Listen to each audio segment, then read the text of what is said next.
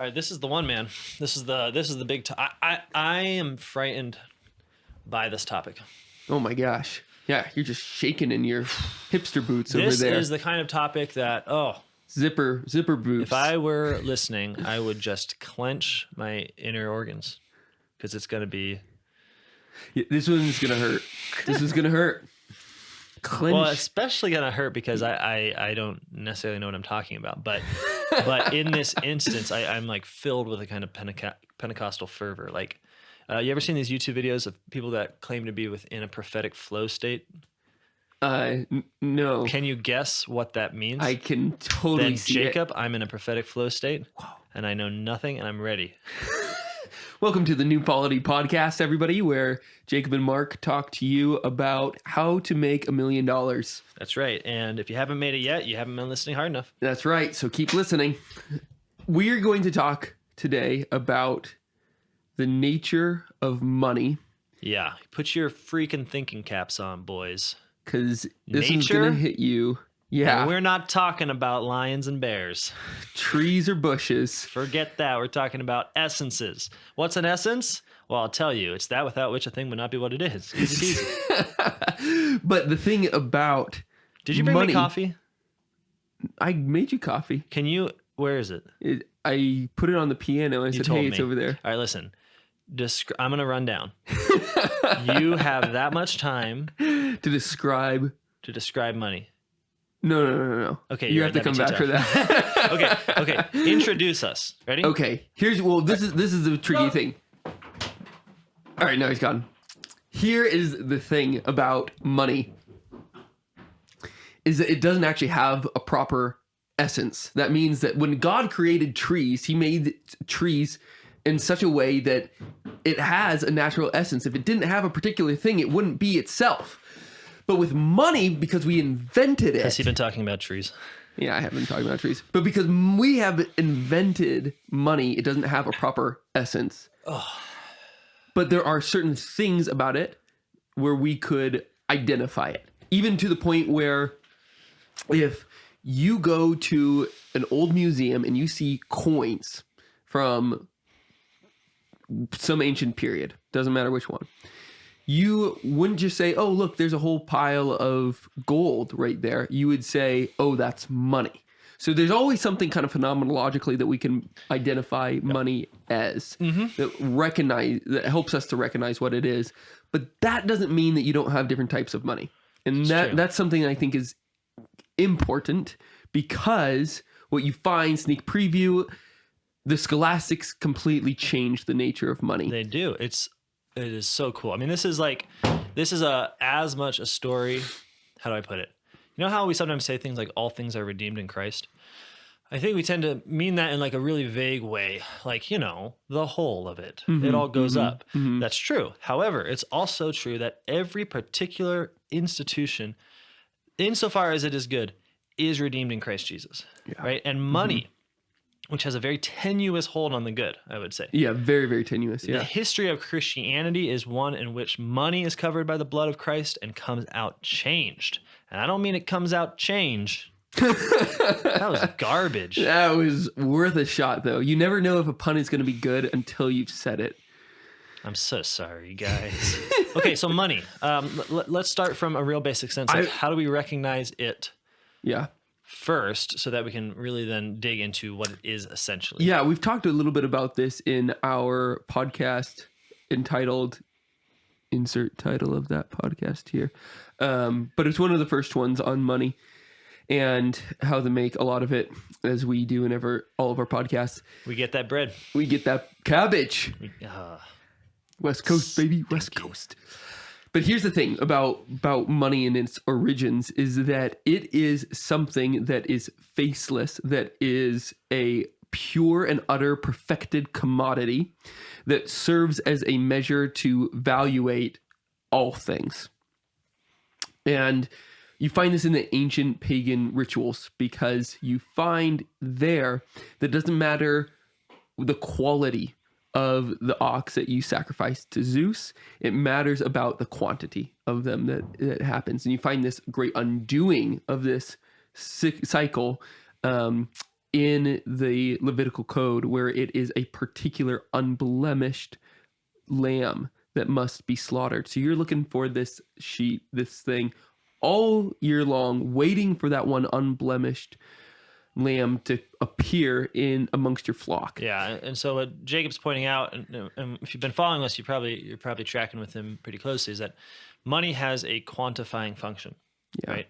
Which is different than the world, which everything is qualitative. Everything is something. God didn't create a faceless, nameless thing quantity. He created stuff. This is the thing stuff. about money, is that it quantifies what is inherently qualitative. It Yeah. takes that beautiful coffee mug that you love so much in the early morning that gives you hope and inspiration for the rest of your day, and it turns it into something that costs $6.99. And that $6.99 can be equated to anything else. You know, a cheap book that you get at a used bookstore is also $6.99, and all of a sudden two unlike things are likened to one another. It really, what it truly and fundamentally does, it commensurates the incommensurable. It says that that shirt and that lamp, wow, which are nothing the same, are all of a sudden the same in terms of number value. It really wipes the face of something away. Yeah, which is you begin to understand why, in kind of the ancient Jewish reflection on these things, they generally gave money a bad rap.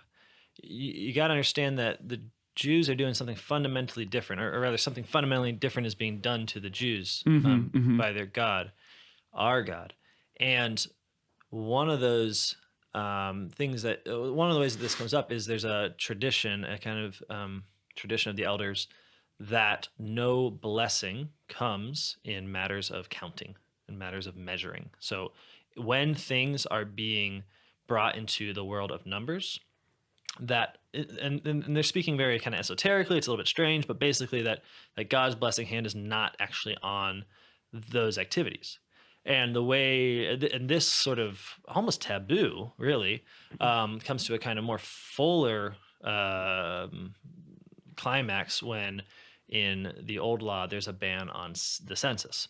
So a census is obviously a kind of modification, as it were, of man, in that you treat everyone as a number. And you count them all so you know how many people you have as a mass, as a number. Right. So just as you could have a massive wad of cash in your pocket, Right. which then you have the potential to go out and buy quite a number of different things. If you have a mass of people that you count, then you can wield them all as an army. So in both and also cases, exchange them for each other. So like yeah, David, when he's justifying having Uriah killed, says the sword consumes one, now it consumes another. So like Right. part of his sin is that reduction of the qualitative to the quantitative. That, Right. that these are now exchangeable units. yeah, for the sake of having power. For the sake of power. That's Yeah, right. in both cases, money, army, soldiers, it's potential. Yeah. Yeah. Okay. So far, okay, we went on a strange path there, but basically what we said is that money allows us to make the incommensurable commensurable. Yeah. Am Well I said. saying those words right? Yeah. I have this thing, surely you have it too, of read words. It's words that I've only ever read, and then suddenly find myself having to say them It's aloud crazy. for the first time, and Yeah. it's like It's everything always so slows down. embarrassing. Well, But you even find this in the old, or in like the Code of Hammurabi, the Mesopotamian thing. Where'd your coffee go? You went to go get your got coffee. it. All right. You got it. Okay. Code of Hammurabi. He says that if a man gouges out his eye, an eye of another man, then he owes him a talent of silver. So all of a sudden, like you see that he's equating eye equals talent of silver. I can't remember exactly what the number is, but maybe a mina or something like that. Half a mina. I think it's a half a mina of silver. Whereas in the Levitical code, it's eye for an eye. It's like the qualitative for the qualitative. And wow. Is that, I had never heard of that. So that's actually a change. Oh yeah, that's definitely a change. You know, that's fascinating because I've heard the kind of narrative that, oh, the eye for an eye thing is itself like the pagan thing. I've even heard the comparison to the Code of Hammurabi that is like still present in the law and then gets redeemed. But you're actually saying that no, even in the initial giving of the law to the depraved Jewish people, there was already a step towards its redemption by taking away money as the medium of exchange and actually making it an eye and an eye. Yeah. That's awesome. Yeah, That's absolutely. so cool. The return to reality is what God is trying to do in the Levitical code, and then ultimately is fulfilled in Christ. Sorry, nerds. God doesn't like numbers. And this is actually quite funny. A guy that we'll talk about at some point in a scholastic that I very much admire is a guy named Nicole Orem, who gets a bad rap because scholars are idiots. And but he when he wants to call something stupid, he'll call it imaginative mathematics. So he'll call it poetic fiction and imaginative mathematics when he wants to insult something and say it's like it's abstract, it's distance from reality. It's not the way that God created it. That's nice. I like but let's jump ahead a little bit because I want to give people the juicy stuff. And here's the big claim: that money itself, in its origins, is, and as it is today, is an anti-sacrament. So, and there are certain benefits to money, which are undeniable, and that's why it existed, if not was suffocated in Christendom, as it was suffocated, the use of money, that is, in the Levitical code of ancient Israel. And yet it was still had certain purposes, and it was de-sacramentalized in those. But we'll get to how they did that. We first need to justify that it was sacramentalized in the first place. Absolutely. And part of the way is that it was a perfect commodity by which the entire world could be translated into its likeness. Okay, so I see that as a like particularly sacred quality. Like I can see how that would follow, but why sacrament? Why do we use that term? Yeah, so a sacrament bespeaks an external side of some interior grace, invisible grace, as the Catechism puts it, and so it signifies what it affects. That's the real affects thing. What it signifies, as it's usually. Sorry, heresy. Yeah, it affects what it signifies, and what you find with money is that is exactly what happens when I reach around the counter and around it and I grab it. No, that doesn't make sense. Over. When I hand over the counter $1 bill. Thanks. And you give me a small on sale bag of popcorn from our local popcorn shop. We have a popcorn shop. It's awesome. Email us if you want a bag of popcorn. We'll send you one. It'd be great. And at that point, what is happening? There is this exchange, a sacramental exchange of a power that is it is literally affecting what is signified. What is being signified? The purchasing power, to put it crassly, the ability to purchase whatever you want. At the very moment that it is signified, it is affecting that power. Yeah, right. And of course, it's impotent. Money is literally impotent if it's not being used. Yeah, although what's I think fascinating is that what makes that sign of value efficacious. If you're talking about an actual sacrament, say like the Eucharist, right? Then the words of the priest are made actually efficacious. Like when he says, "This is my body," the bread is actually transformed into the body of Christ. That is the power of God. Yeah, it's the act of God, right? The interesting part is that with money, you have to somehow say it's kind of a quasi-sacrament because absolutely. The appearance of what's going on there is like, wow, this thing that's really just a piece of paper suddenly has the efficacy to place a debt on the person I give it to. Like they feel and must give me the thing, right? In that system. Yeah. But if you actually say like, but is it real? Must they? Then you have to say, well, okay, no, they don't have to. It's not like the Eucharist. It's not really. Yeah. But they don't have to technically recognize it, I guess. But then your mind starts going, well, what would happen? Well, ultimately, they'd be killed. Now, you might say that's a jump, but I think it's right. Like if you refuse, right, then ultimately you're committing an act which the state deems illegal. Yes. And so it's important to point this out, because when we say sacramental, we can sort of start to sound like what we're saying is like money has this like I don't know, like dualist, like it's from some other force. It's magical, you know. Yeah. I don't know why I sound like Trump when I try to be dumb. It's magical. It's very, I can't do it. But that's not what we're saying. Actually, it's precisely that it looks magical. It feels magical. It feels like something real is happening there. Yeah. But what's really happening is the power of the state.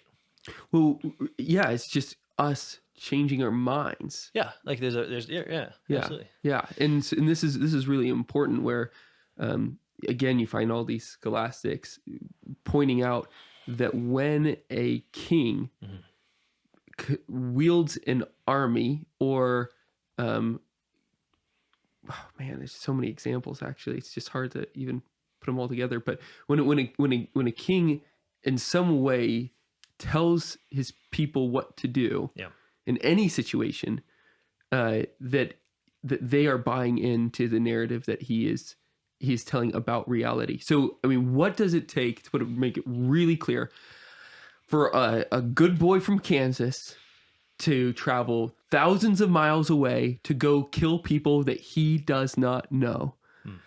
At that point, he has a strong political imagination. He has totally bought in to what people whom he does not know tells him about people whom he does not know. Sure. Yeah. And he drastically changes his life in order to affect it. Yeah.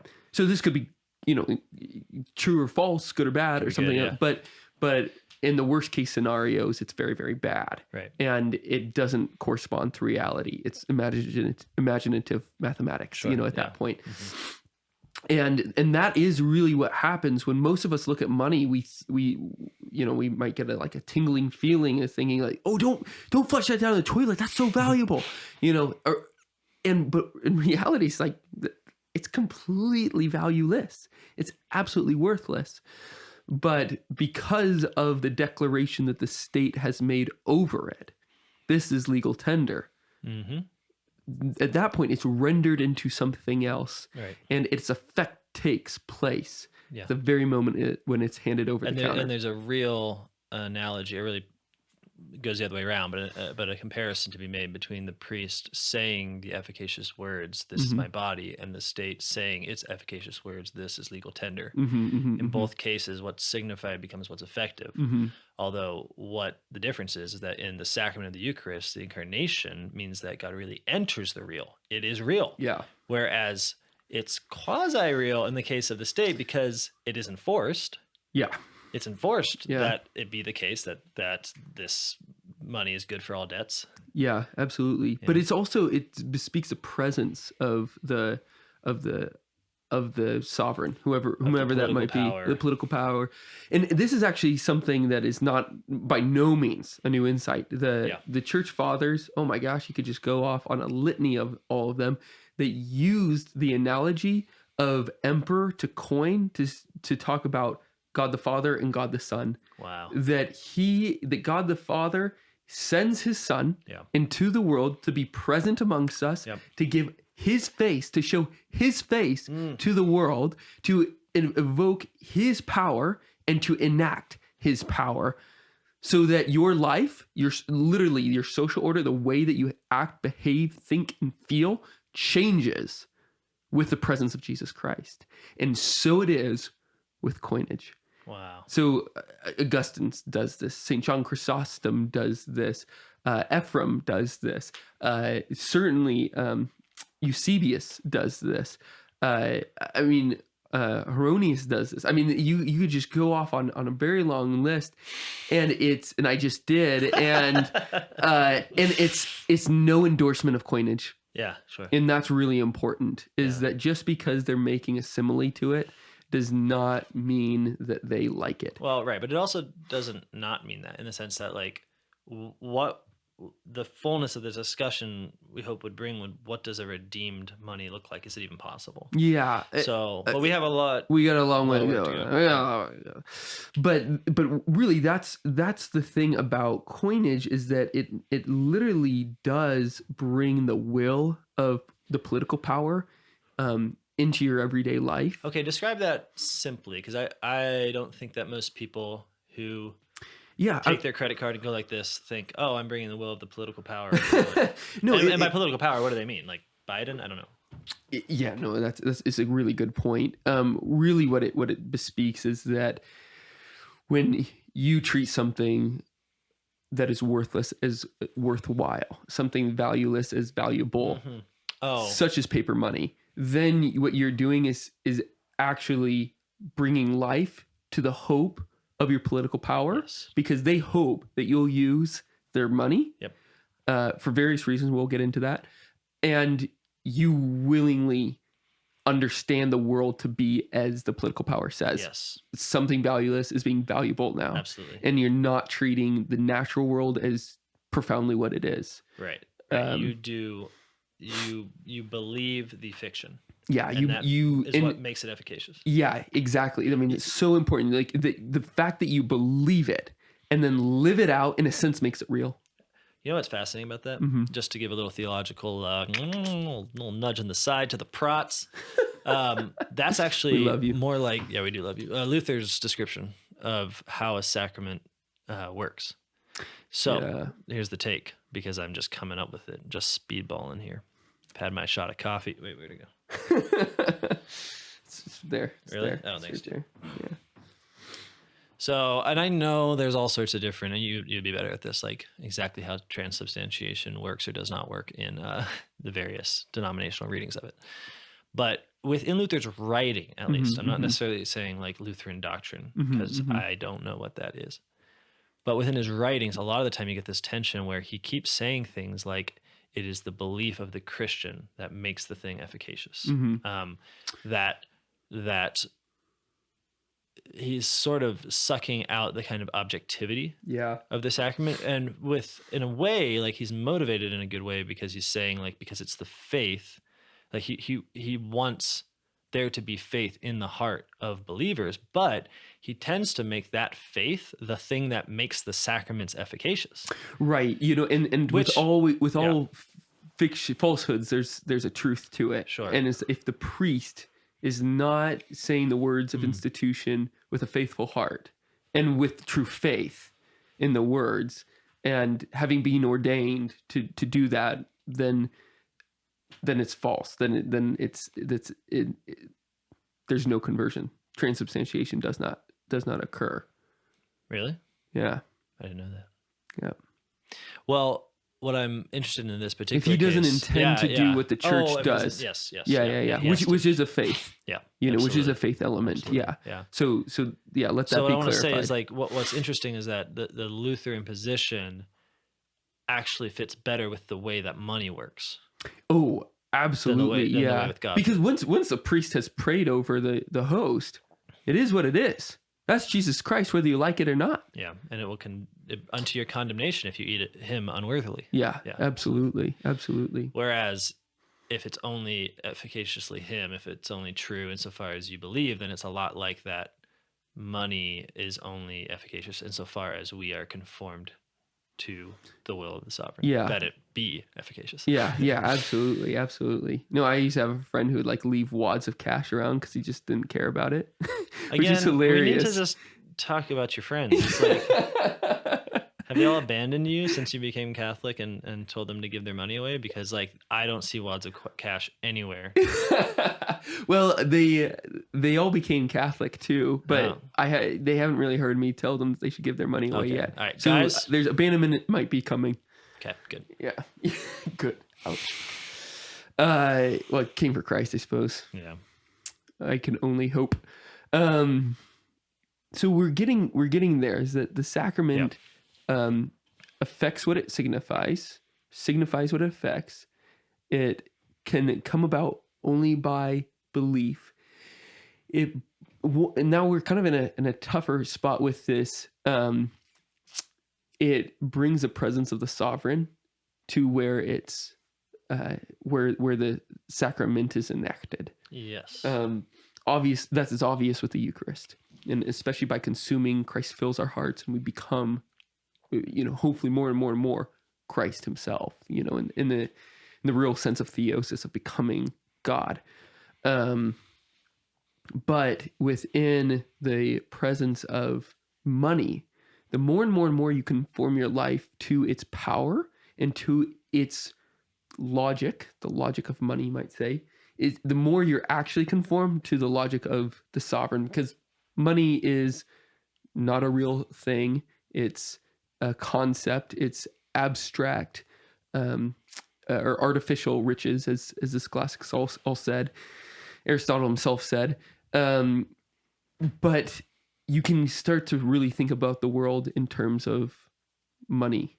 So what do I mean by that? You could walk down the street and say, wow, that house is really expensive. I bet that's $400,000. That garden's really nice. I bet they had to pay a landscaper a whole lot for that. Dang, that dog looks, well behaved. How much did they have to pay to get those lessons for the dog? Or even just so excited, and you go to a store and say, this is on sale, and you tell your friends, I can't believe what a great price I got.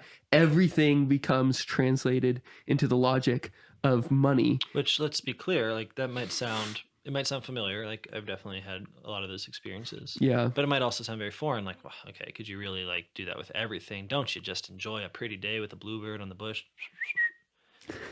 But let's just say there is a school of thought, the Austrian School of Economics, that takes this kind of totality, and they don't make it like a bad habit. They just say it is all. They declare it a priori. They say that every action is really a transaction. Yeah. Which has the potential to be expressed in terms of money. Yeah, that's right. And even go so far, von Mises is a famous one who makes this claim in his book Human Action, which does some things to redeem the worst parts of capitalism, but it does make this huge error.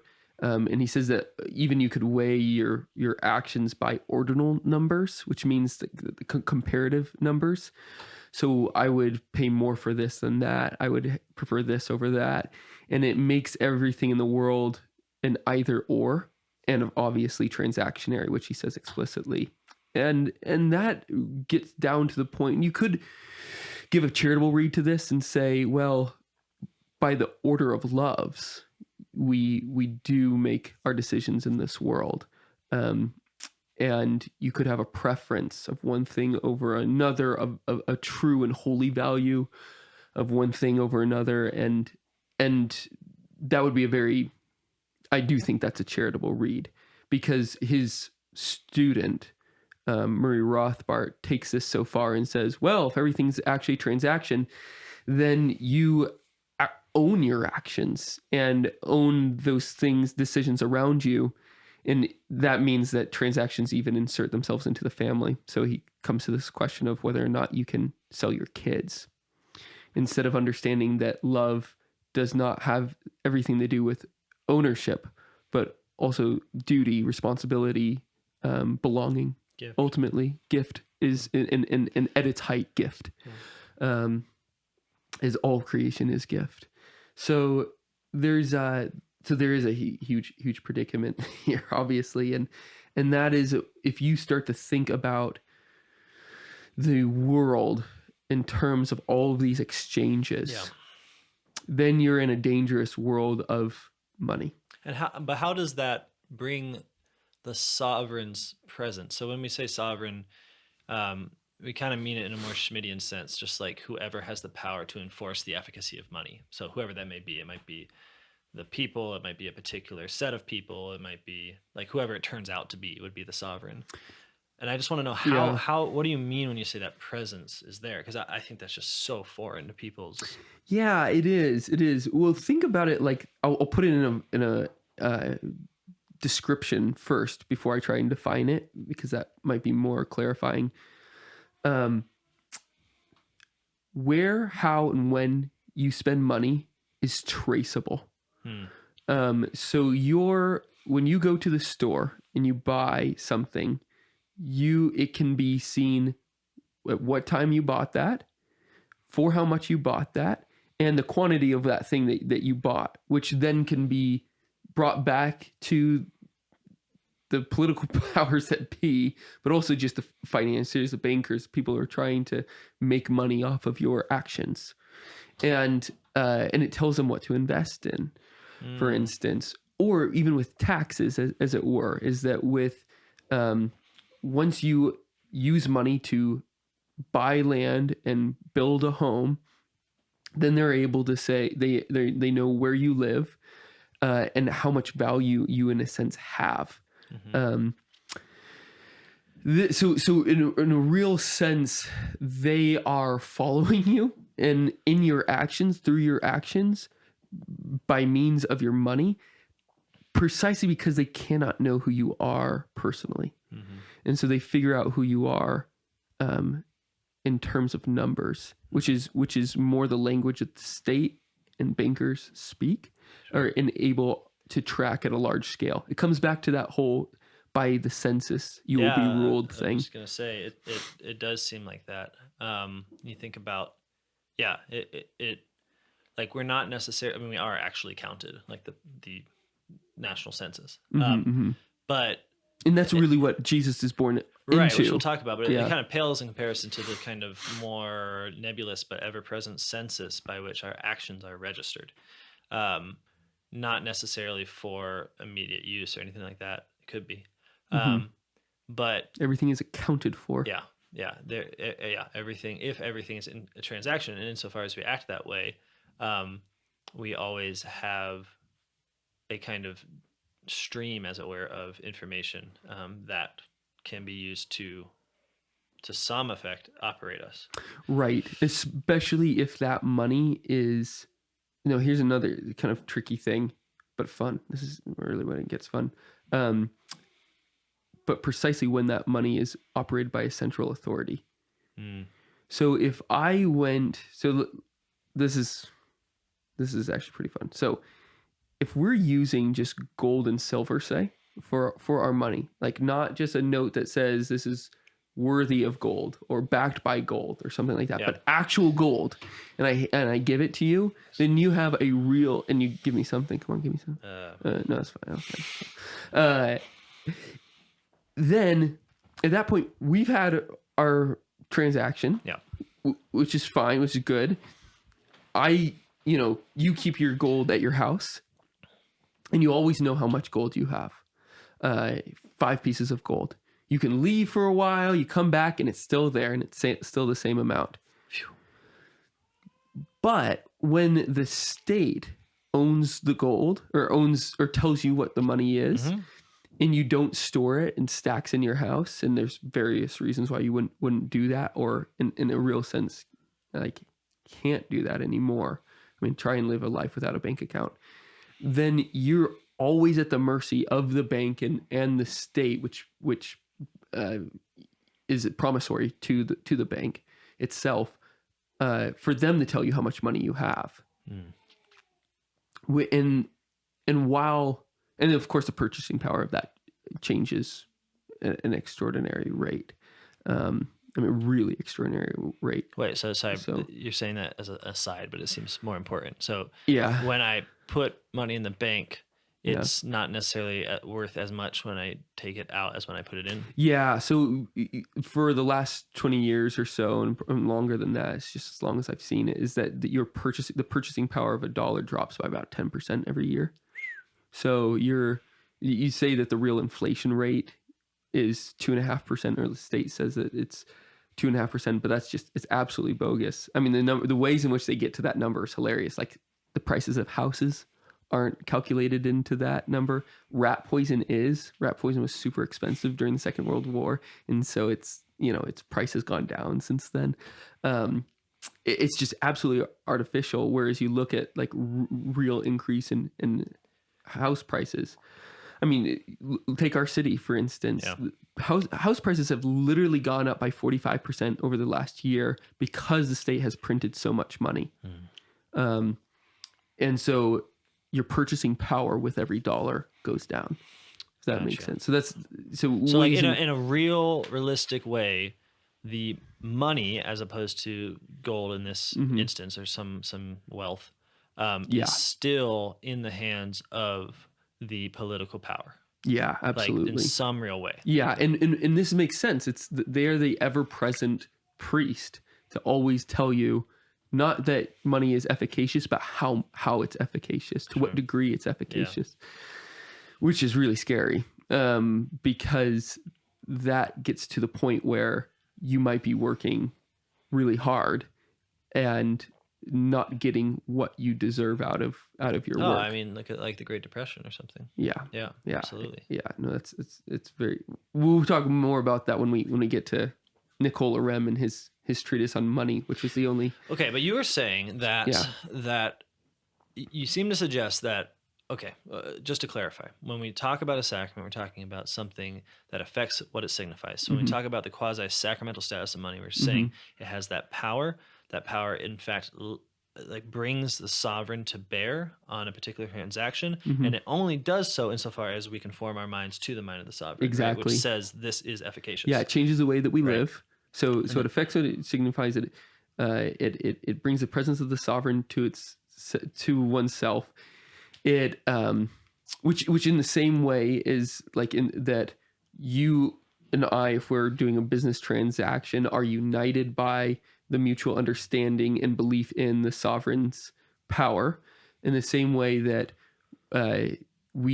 you and I are actually united by the body of Christ, the Eucharist, who brings us together. Sure. Although in the former case, we both believe that when we make this business transaction, should one of us cheat the other, that the power of the sovereign can be brought to bear on it, and they can punish them. Yes. And whereas in our unity in the body of Christ, I presume at least that's not the relationship. Absolutely not. Phew. Okay, but there is this triadic relationship, absolutely. and that needs to be spoken of, and that's something that I'm trying to suggest, that if you use some form of wealth to make transactions, even like at ultimate barter, you don't have that triadic relationship. It's biadic at that point. It just involves the two of us and not a third. Dyadic is the usual word, but Biadic, dyadic. Biadic sounds like I was gonna do didactic, bionicles? but it was coming to mind. It just wasn't the right word. I've said it anyway. It's tough. Long day. Long day. So I'm tracking with you. Yeah. So far we have all of these different aspects of sacramental properties coming together. But the real kind of kicker with all of this is that it really does reform reality. Like, creation is different with the presence of money. And that is exactly what the Blessed Sacrament does to us as well. It really makes our fallen state capable of living out the heavenly Jerusalem which it brings.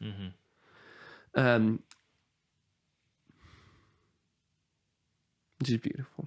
It is beautiful. And I should point out, just in case you get called out for heresy, what you're not saying, when you say exactly what you said, you're actually putting the weight on the reality of the sacrament. Because absolutely. The truth is the quasi-sacrament doesn't actually do these things. Nope. It really does require that Lutheran faith. It does. Like we are the ones I mean, this is something that people like Hobbes have said. Like, where does all this power come from? How does it gain its efficacy? It's like, insofar as we submit. Like, absolutely. We say it does, it does. Absolutely. Absolutely. Which is not the case with the Eucharist. Yeah, it's not at all. So you have all these things piled together. Oh, man. And it hurts. And this isn't an easy one. This is not an easy one. I'm hanging on by the skin of my teeth. And this was, I mentioned earlier, the Church Fathers making the connections between the incarnation and of Christ and the incarnation of the emperor through his coinage. Yeah. And of course there's something, oh gosh. No, I'm going to have to go and leave and grab something. I'm not going to do it. But this was something that the Venerable Bede wrote very beautifully on, in which he said that, Christ, who was born under a poll tax, was counted where Christ, the true emperor, wants to name. And just as Christ snuck under the view of both the King Caesar and the King Herod, he was ultimately discovered, found by the scribes who knew revelation, knew the scriptures, and by the shepherds who were with their flocks by night, dealing with reality, and not by the abstract meddling of a technocratic king. Right. And so there's already this distinction, this juxtaposition that the church fathers were trying to make between a form, a technique of emperors and the reality of that Christ made, that God himself made, and his desire for unity and with us, personal unity with us.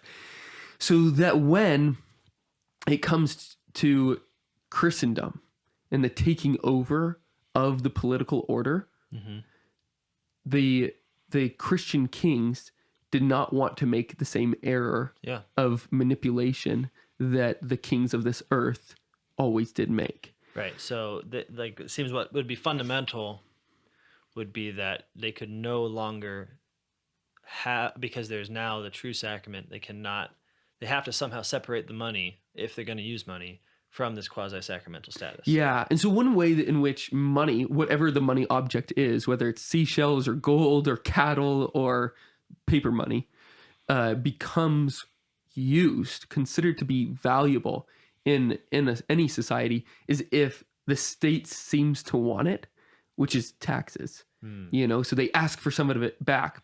That then motivates you to go out and get some of it so that you have some to give. Wow. Yeah, that seems really obvious, but I never thought of that. And so this was a technique that you see all the time. And remember when there was a great famine at the end of Genesis, and what does Pharaoh ask for first in exchange for grain? Money. Yeah. Money, silver and gold. And he didn't ask for the cattle until all the silver and gold was given to him in all the land. Yeah. So there is this priority on money, and it's the way in which it becomes the primary mode of exchange depends itself upon a trick, as it were, of the state. Now in Leviticus, that's completely undone. We see that if you are going to pay with your tithes in money, you're going to have to pay 20% more. So there's this disincentive to pay with money. And not just a disincentive, but because it's like an acknowledgement that it's not actually commensurate with reality. Yeah, exactly. Like if you think these two things are the same, that you can just exchange your sacrifice of a lamb for this amount of cash. Yeah. Just to show you that that's not the case, you always have to change the cash. Yeah, exactly. Yeah, cool. No, that's a really good point. That's a really, really great point. Commensurations are weird, and God wants to point that out. Same thing, a similar thing happens in Christendom, where indirect taxes, that means that you give money for things that you don't know what you're giving for. That's every tax that you pay in the United States, were considered illegal. Really? And they were harped against, and sometimes kings did it anyway. Sure. But it was absolutely anathema among scholastics. You couldn't just take a tax. Oh man, people would be furious if you did, and sometimes they pulled it off. Philip V, Sure. He really changed this whole order thing, but it was condemned. Wow. And so there was this idea that everybody had to approve in the city if there was going to be a tax taken, and they had to know what it was for, whether that's building a road or supplying the army. Wow. So there was always direct taxes. What your money is doing and how it's benefiting your society. Sure. And there's actually some cities in Britain that still do this. There's one small town in Somerset that will actually send a letter to people's houses and be like, all right, we need a new road. Wow. And which is pretty cool. Well, and just, this might be didactic, but why is it so cool? What I mean is I want to really make sure that we're tracking the way in which this quasi-sacrament, by which human power appears godly, gets transformed within Christianity. Yeah. So what does going from indirect tax, in which the money taken is for any potential use by the state, Yep. to a direct tax? How would you describe that being a redemptive move? Yeah. Well, one thing is that, okay, well, I have to do this by description. When in Nebuchadnezzar's kingdom, there's the idea that you give your food to the gods, and then the gods eat it. Yep. But then all of a sudden it's discovered that actually there's a trapdoor, and the priests are coming up, sneaking and grabbing the food. And so Great story. it's a great story. Bedtime reading. Solid bedtime reading for kids. But it's hilarious because it's like, wait, that's all a facade? That's a big ruse? That's a joke? And it's like, there's nothing even complicated about that. It's like all the mystery is gone. Yeah. They just took it from us. Meanwhile, that's the kind of the same thing that happens when we think about taxes. Like, oh, I'm so happy to support our country, that they're doing, that I'm so grateful for our nation. And yeah, I'll give my taxes because I know they go to providing for good things. I don't think anyone thinks that. I've seen priests write blogs about this, and I just want to tell them, like, you're Oh, that might be your silly. fault for reading blogs. I shouldn't read blogs. No, but I see what you're saying. So it actually demystifies it. But it demystifies. Because once it's like, okay, direct tax, it's there's no God, there's no secret trapdoor. This is being taken from you to be used for this thing that's deemed a common good. Yeah. Which is very different than saying this is being taken to increase the power, which I really mean that, like power, potency, That's capacity. Right. That's exactly of right. the state. Yes. So that when they in fact enact that power that they've amassed, you are much more easily distracted from where the power is coming from. Yeah. And I think you see this a lot. Like very few of us think, like when an Apache helicopter goes by, like, oh, there goes the money I spent in 2018. Yeah, I think that's right. Yeah, I think that's right. And so you find Thomas Aquinas and again Rem, whom I know quite well, say that. What do they say? Totally lost my train of thought. That a king actually has to provide for himself. Really? That he has to actually have the capabilities of providing for his for his own and for Which his is family. why in the Middle Ages a king was always also a lord. That's exactly right. Like he'd have land. He has land. He has Yeah. productive property, so that he's not poaching on the work of other people. Right. Because then he's getting wealth without work himself. Through taxes. Yeah. When a king needs to be the one who works or labors without reward is an old scholastic trope. And so he needs to habituate himself towards self-giving. And that means that he cannot have that honor to just take and take and take. He needs to himself work and work and work so that becomes his habit, his disposition of self-giving for his family. He's working for his family. Now he's going to be working for others. Wow. And that really just kills the pagan idea of kind of divine kingship. Oh, yeah, Because totally. if somebody, And what people mistakenly think was the Dark Ages understanding of my divine gosh. kingship. Yeah. Yeah. No. I mean, they get mixed up. They get holy kingship mixed up with divine kingship. Yeah, that's right. And then it weirdly becomes true later when kings leave the church behind and try to become gods. Yeah, exactly. So it's it's a tough narrative. Okay, but let's not get too distracted. So one other that's thing a great redemptive feature. That's one of the redemptive Christendom. features. And so as a result, I mean, you have like the receipts that from which the lords receive their goods from the citizens and peasants every year. Mm-hmm. And I looked through it at one point, and the highest, I think in the 12th century, that any lord received their payments in money rather than in kind.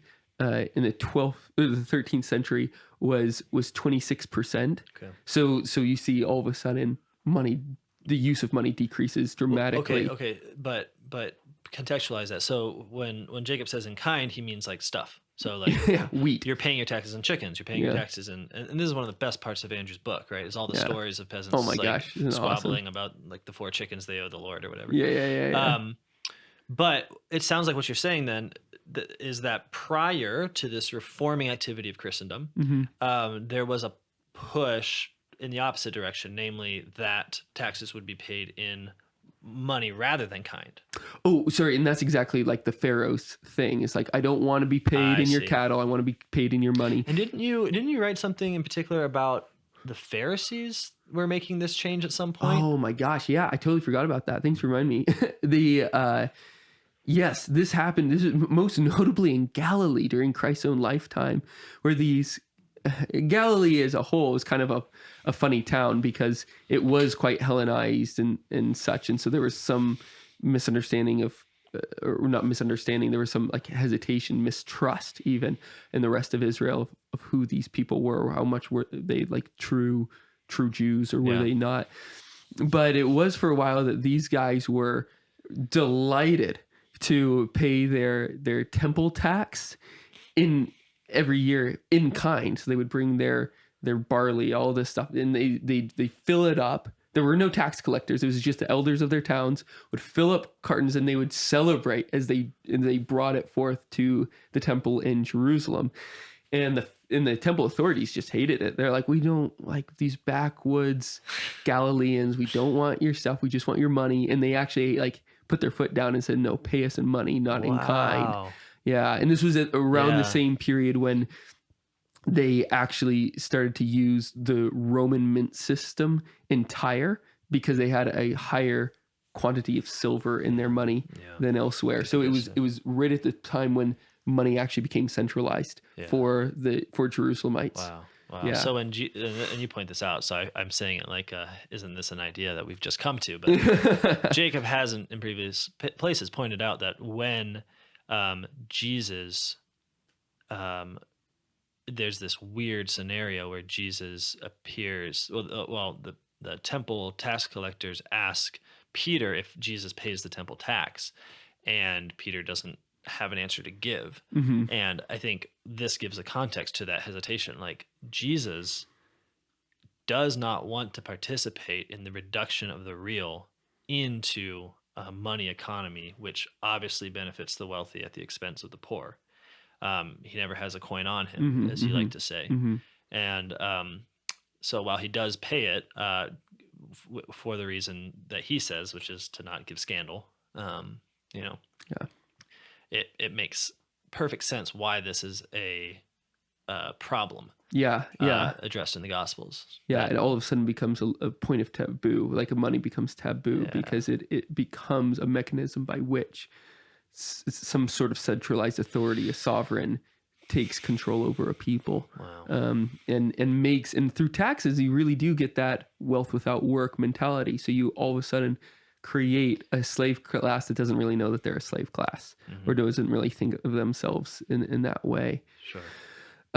Okay, so this is a huge undertaking. So one last thing I'll point out though is that direct taxes. Not about direct taxes, but about money itself, the nature of money we're talking about, and what you find in the patristic areas. They're just looking sensibly at the type of coinage that they have, and they see that part of the nature of the money is that it is connected in a real sense to the sovereign power, to Caesar. Yeah, it's got his face on it. It got his freaking face on it. Ugly nose, double chin. Well, but it sounds funny, but I think it's really important. Like, it's not this weird accident. Yeah. For the entire history of money, whenever anyone wants to like make sure that we know this is money, they stamp political power on it, or they stamp gods on it. Yeah. Just a thought, but continue. Yeah. No, and that goes back to the origins of money, is that it actually has the gods on it. It was always associated with the temple. You gave your taxes to the temple, which was the seat from which the king ruled, historically, originally. So but in the Middle Ages, instead of the kings minting coins and distributing them amongst the people and saying, hey, this is a part of me, use it. Now give some of it back to me. Go out, use it again. There's this kind of ebb and flow. A heart almost. Yeah, indeed. It is. And that's exactly what Hobbes calls it. Is it like it's pumps I already money knew on. you were going to say that. I was just queuing you up there. But... it makes the analogy from the heart pumping blood into the system. But in the Middle Ages, especially, I mean, you see this clearly again in Andrew, the period that Andrew has studied so much. King Louis was not in charge of minting coins. Really? The mints were open to anybody who had gold that they wanted to mint. What? Yeah. Sorry, I don't even understand that. Yeah. So it's like, here's mints. The state like does Like stamps. Here's yeah. Like mints that you can use. The government was able to say like to set it up and arrange it, and they would crack down on you if you were alloying your metal. sure, And putting the French seal on it. sure. So they're making sure that you're not Actual quality. dubious in action, and because again, if you're giving a payment to somebody that's not full and they're giving you the full reward for that payment, then you're literally stealing from them. Yeah. Wealth without works. And so the King Louis and these kings of Christendom would stomp down on you if you were doing stuff like that. But the money was not a part of them. It was decentralized. If you had gold, you could go to the mint, you could melt it down, you could stamp it, you could use it. What? Yeah, real life. You keep saying it, but it doesn't even like its implications don't even register. Because I literally mean that. Like, because what it seems to suggest is that the money wasn't money in the same way that we mean it, which is that it's something that the state speaks its efficacious word over. Right. And this is really, really important, is that money for the Middle Ages is brought back closer to barter. Okay. Where you are actually exchanging one good in a real good, and it's good not because anybody said it was good, but because it actually is good. Like gold. Like gold. Yeah. You can melt it down. You can melt it down and make it into pretty things. Yeah. Love them pretty things. and it's just beautiful, you know? And heck yeah, it is. It's super beautiful. Yeah, so people get really confused by this. Like, why is gold like so, like, what's so important about gold? Couldn't we have just used shells? It's like, no. Gold's super pretty. Yeah.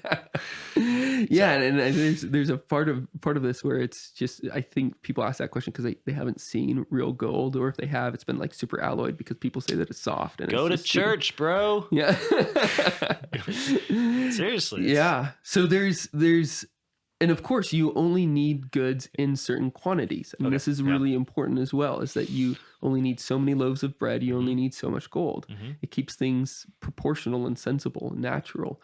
And if you are indeed using natural goods for your exchanges, it actually does not even keep sovereign powers at bay that want to control you, but also it keeps the vices in your heart at bay that want to control you. Because at this point, it's not just amassment to no end. And money will always, it doesn't matter what type of money you have, it's always going to have that temptation. Sure. But if people are more focused on what they need and in due proportion, then, and there's nobody claiming, hey, one thing is really, really important over and above the rest, Sure. namely the state utilizing that technique through taxes, then there's not going to be as big of a pull towards it. And you just see that today. Okay. I mean, it's like Middle Ages, of course, people were avaricious. They're tempted by hoarding, by amassment. But gosh, like, we've pulled it off. We have hoarded. We have amassed in numbers that just are unfathomable. In order to distribute now, we literally have to print. Yeah, that's it's just unbelievable. People need money, better make some more because exactly. Yeah. It's like, okay, we're in the middle of COVID. It's instead of going knocking on the doors of those who have, we just say, well, that's impossible. Right. They're not going to separate it from them, you know? Yep. Wow. Okay, you're blowing my mind. Let's just kind of focus it a bit because I think this is just a hard episode. Yeah. You know what? I'm sorry if you guys tuned out. I don't, and it's because I really think money is a paradigm. It is a paradigm. It is not just like, oh, let's talk about money and then we'll talk about rugs. It's like, no, rugs don't structure. I mean, unless you really like them, they don't structure the way reality appears to you, such that every time you speak about them, you have to redefine reality itself. I mean, that's insane. Yep. Okay, but you mentioned, and this is one of the things that. Gosh, what's that great French guy's name? Leon. He's a French guy. Okay, you got to give me more of the French guy. Pretty sure he was white-ish. Emmanuel Macron. No. He lived a long time ago. Nicolas de Lyra. Leon Bruch. I don't know. I don't know what you're talking about, so just say the quote, bro. He says that for the for the people, Yeah. money. I mean, he makes this money sacrament connection explicitly because the bourgeois become the priest who stand over the table and declare that it is 1099. So it changes its nature, and they hold it up in holy reverence. Wow. In just as a priest does. Oh my He gosh. makes this analogy and says, just as you have the round wafer, you have the round coin, which changes the world and reorients us to worship.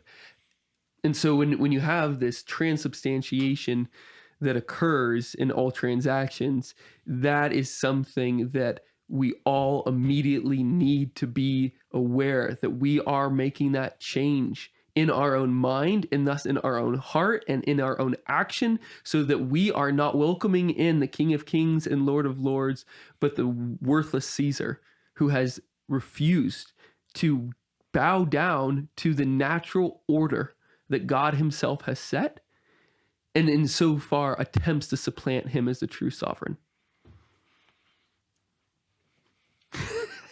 That's fire.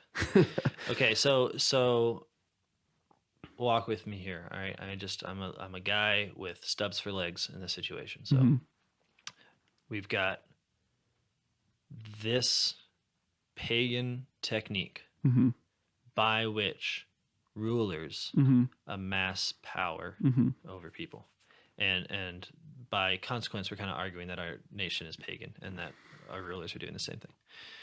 But you're pointing to this time in which money was given a kind of redemption, or at least had this stretch towards its redemption. Yeah. You've pointed out two things: direct taxes, okay, and then the decentralization of the creation of money itself, right? Both of which seem to be right on track with what you're saying. Is it not the case, though, and I literally don't know, that King Louis, in the instance you gave, could do something equivalent to like what our states do and say, hey, the standard coin, whatever it is not worth that much anymore? Or like isn't there still sovereign control over money in Christendom? Oh, no. Oh, okay. Yeah, absolutely not. No, he does not have the ability to change the natural order, because part of the reason why gold and silver were used is because it was somewhat rare. Sure. And so the value of it wouldn't change all that much. It's very rare when you go out and find a bunch of it, and then like the value of gold changes dramatically because all of a sudden you have so much more of it. And that did happen once the what do you call, like, the Christopher Columbus's explorers of the world went out. There was a point in early 16th century as they were all going out, like Spain for its part, saw a devaluation of gold by a third. So its purchasing power plummeted because they found so much more of it. Wow. And again, that's like they wouldn't go to find it out of greed and such. Absolutely, yeah, and use a lot of violence to get it. Oh, yeah, absolutely. So again, the sacrament is, in a sense, memorializes the bloodshed over it too. Or the quasi-sacrament of money in that case. But for Louis and for the good kings of Christendom, you didn't have power over the natural order. God set that. He set how much gold was in the world, how much silver was in the world, and its rarity is good for being a measure of a unit of account and a measure of exchange. But that has to be followed in the way that God said it. It's not just the arbitrary will of the sovereign that tells you how much gold there actually is or silver there actually is. And that's what fiat currency, our current money that we have, often called debt money, the legal tender that we make trades with. It's like that is gold because the state has declared it's gold, and it is valuable to a certain extent based upon how much the state has said it's valuable. Yeah. And so and I guess we should also include include the idea of the market within the state there, which is what. That's very important to do. I don't want people to give you like an easy like slap back to be like, oh well, the state can't on its own just declare prices. Yeah, but exactly. But I think everybody knows that big Hudge and Gudge, as Chesterton said, big business and big state are in bed together, and Big bank. big bank, and the state operates as 30% of our economy today. Oh, wow. So I mean, in real ways, and that's just directly. Sure. So there's real ways that these operating forces are not in tension with one another, Okay. like the average Democrat and average Republican think on the street. Okay. They're really operating in a unified way. All right. Well, then speedball, because we gotta kind of. So what can you do to ensure No, that? not yet. Not yet. No. I want to know what else in the Middle Ages. What else was changed about money? And you don't feel as much a need to justify its kind of intricacy. Just tell me the ways in which money was redeemed. Yeah. So I think the biggest ways is that it was the nature of money was no longer attached to the king. Sure. Money was not devalued, or excuse me, that happened quite a bit, but it was condemned. It was considered inappropriate, and for quite some time it didn't happen. And people would call out the kings for doing that, and they would reform. The big thing when you devalue currency is that you can again make people work for you, and again that's what the state does today when they print money. There's limited indirect taxes. Mm-hmm. And lastly, when the lords accepted the payments of their people, they would accept anything, not just money. So it wasn't just from the king down, it was even the lords were accepting any type of good that they needed. I think that I can pay my income tax in wheat, right? I'm just kidding. That'd be awesome. I wish that were true. No, I mean, even if you make in America today, barter is illegal in so many states. If you did make money through barter or like equivalent value, say, we were trading bread and bikes and I got the better of you one year, I would still have to pay that gain in terms of money. I mean, it's just crazy. So right, because you get taxed on Yeah, and I think, and there's no doubt part of once you, and this is really important too, once you are no longer compelled to pay an obscene tax every year, it is at that point that you don't actually have to work as many long hours. So people think about subsistence farmers having to get up the crack of dawn and work until the sun goes down. It's like the medieval peasants. The peasants were ending their days at the Angelus bell. That's at noon. So they're done working at that time because all they have to pay their lord a little bit. Absolutely, they do. He manages the town, and they are using his land that he cannot use. So there's absolutely like still payments that are needed to make. But goodness, if you're still ending your days at noon, you're doing pretty well. And that doesn't even count the feast days. And that doesn't even count the feast days, which were so much more regular than we have them now. Yeah. So again, if you are in this state where you are not for want, and you are producing things and in communion with other people, yeah, then you are actually going to focus more on the people themselves and the needs that they have and meeting them directly than indirectly. Yeah, because your whole system is eschewing the indirect. Sure. In exchange for the direct. And that's why those different methods of doing that are criminalized largely by the state. Right, exactly. Because they can't see it. Yeah, and it brings you back to the natural reality that God himself created in exchange for the fake reality, the legal fictions that the powers that be enchant us with. Yes. And inculcate us in. Again, and we always have to make caveats. It's not like it's bad to have legal fictions per se. I mean, like this is a critique that I think is silly because it's just short-sighted. But to advocate for withdrawing ourselves from the manner in which money is used to amass power, is not to say things like there should be no political power or like taxing itself is bad. Yeah, absolutely. Or like if taxing itself was bad, then Christ would have told us to pay a tax. Like if it was pure evil. Absolutely. But I think people hear this and the imagination it's difficult within a money economy to imagine any a real regulation of money, like by people, seems impious. Like our piety is to do the things that a money economy demands. Pay your taxes, consume consumer goods often, save insurance, anything. Yeah, because when you're saving, other people are using your money. I mean, that's a point you're making here. Yeah. To put your money in a bank is to offer it up for the stock market to eat. So I just want to make that. Really, I'm just making a kind of like block on that particular attack. Like, no, that's not what that means. It doesn't mean that you're like, okay, now we think that coins are evil or something. No, yeah. It's just like to use them right. Yeah, that's right. And maybe so ours are evil. I don't know. I think ours are evil. It's got God on them. Yeah. You're right. Never mind. I take it back. And eagles are pretty. Yeah, they've never symbolized anything bad. Well, I think the biggest thing I think as we're kind of running through this, a lot of people are going to have those kind of pings in their heart, or just in their sensibilities are going to say, wow, this is a little bit insane.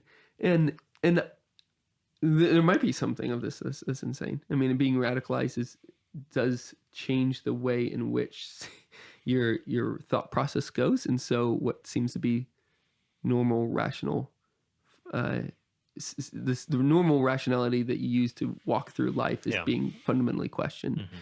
But again, I would just kind of welcome everybody to taking some time to reconsider this, to return to the Gospels, to see that Jesus' radical claim is not him being fictitious or dramatic for drama's own sake, but he's really calling us into a different mode of life. Yeah. And try it out. That's the other thing that I would say. Try it out. Well, I think we need to tell people what, like, you were going this way and I stopped you because I wanted to hear more about the Middle Ages. So, like, let's say you're convinced sort of abstractly. Okay. All right. So money at this point is a quasi-sacrament wielded by the state to increase its power. I mean, it sounds likely anyways. Then, all right. And so the Christian call is has already historically been a reformation of this pagan technique, right? To put it within strict collars and bonds. Bonds. What can we do practically to experience some glimpse of Christendom in our hearts? Yeah, absolutely.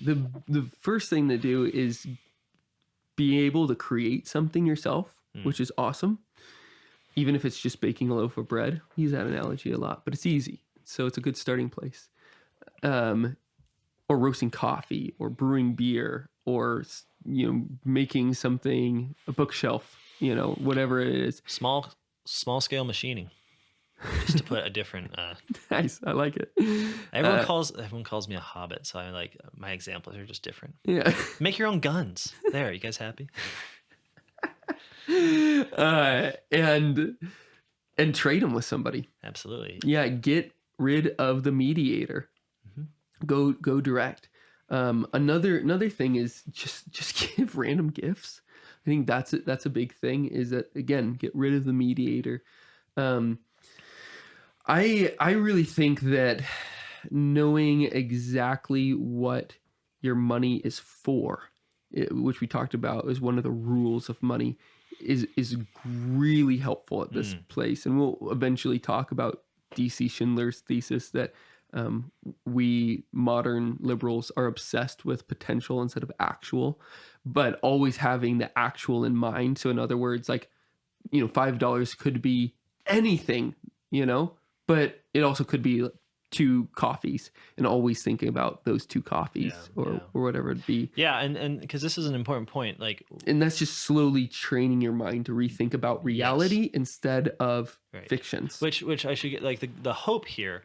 Like, there's a real hope in this, because it's not the case that we like see red and believe that there aren't any real things. There's just quantities. Like, if you actually are buying something, the actual, like, human, no, it's important to say. The human reality is that the money is transparent to the thing. Like, it is for that thing. And when we exchange, we don't actually engage in this kind of state worship. And I know we've just been talking like we have, because I think that's it is happening, and so it's useful to point out in that terminology. But it's actually what actually happens is a kind of mediated barter. So like, I want this thing, we agree that this is a good medium for exchanging it, and we exchange it, right?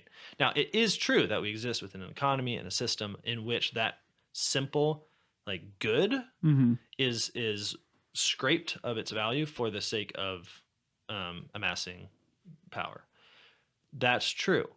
But we should have great hope in our ability to really continue to live in the world of things and stuff. Yeah. Like, we can say no to the temptation to try and quantify everything.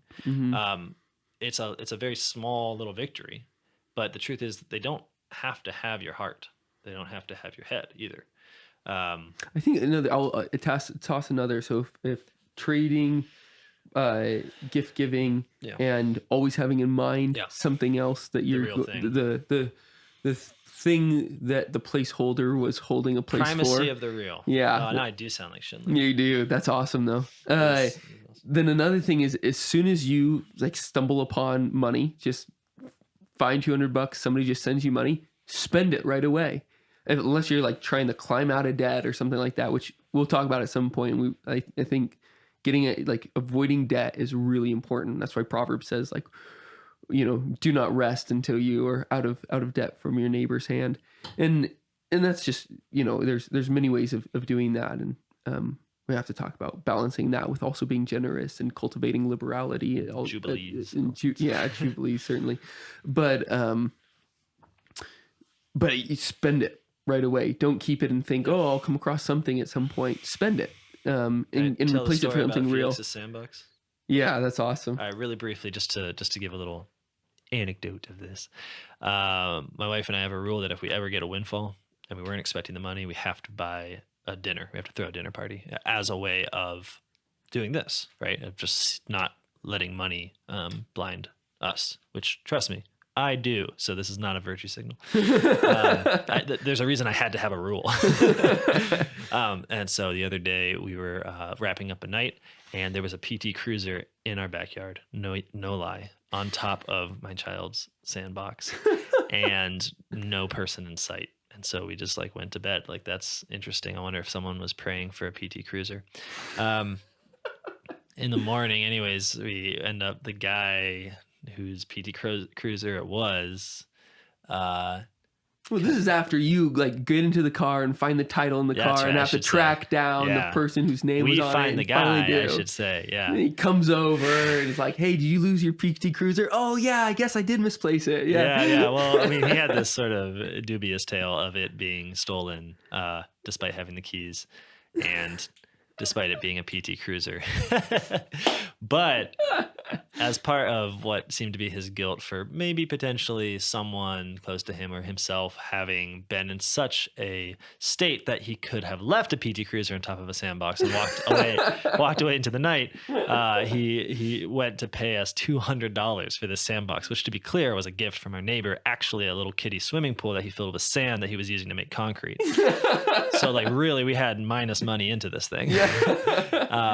And when we got the $200, we were like, it's steak time, baby. It's steak, baby. So long, ridiculous story for the sake of saying, what? Oh, that, money's no boss of you. Yeah, money's no boss of you. And this is just, one thing that we say over and over and over is that so many of the things in our current life seem to be lords over us instead of us lords over it. Absolutely. And so when Christ gives us the command, or God in the garden to Adam and Eve to have dominion, he's also giving this adverse command not to be dominated by any of this. And so this is one of the things that we must not be dominated by money. And Paul sort of brings us to theological completion when he says that which overcomes a man is that which enslaves him. Yes. Yeah. And so like, if we are overcome by money, if it becomes what we act for and what dictates the shape of our actions, rather than us saying like, no, buddy, you're like, I'm going to do what I want with you. Yeah. Then we're slaves.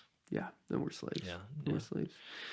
So, money is sacrament. Money is a weirdo sacrament. Quasi-sacrament. Yep. And if that stresses you out, like am I living in like a weird witch world?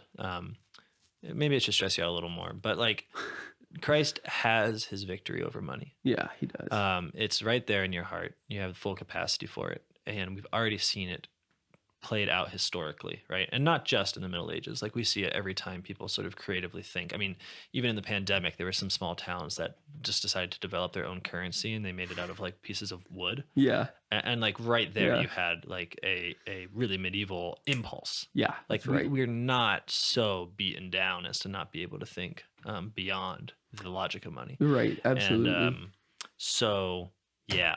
Got any good ideas for how to break out of the money economy? Email us. Marc at newpolity.com. Yeah, and Jacob at at newpolity.com. And thanks so much. This was a really tough one, guys. So, like, thank you. for your patience. And we'll see you next week. Thanks, Jacob. All right, bye.